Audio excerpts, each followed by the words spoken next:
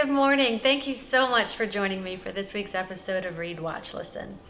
My read this week is Talent is Never Enough by John Maxwell. I gave this book to a friend of mine who's a successful businessman, and he gave it to everyone who works for him and still does.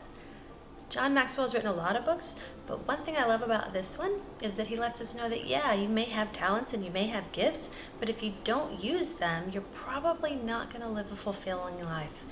He says that passion is more important than a plan. He tells us that our beliefs guide everything and get us to either where we want to be or not. It's a really great read. I think it should be required reading in every high school. It's Talent is Never Enough by John Maxwell. Okay, my watch for this week is going to be the movie 9.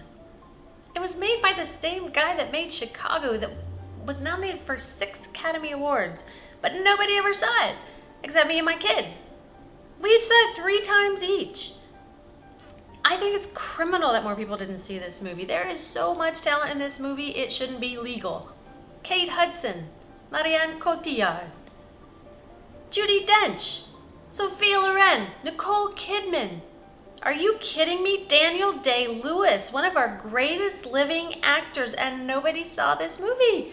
Do yourself a favor, grab some popcorn and Dr. Pepper, watch the film, and get ready to go buy the soundtrack. And now for this week's listen, I'm going to be a little obvious here. It's the soundtrack of 9, specifically Cinema Italiano by Kate Hudson. It was the only Academy Award nomination the film got. A couple of other notables are Be Italian by Fergie and My Husband Makes Movies by Marianne Cotillard. If you watch the movie and you like it as much as I did, you'll want the soundtrack, and I think it's cheaper to buy them both at the same time, so just do it.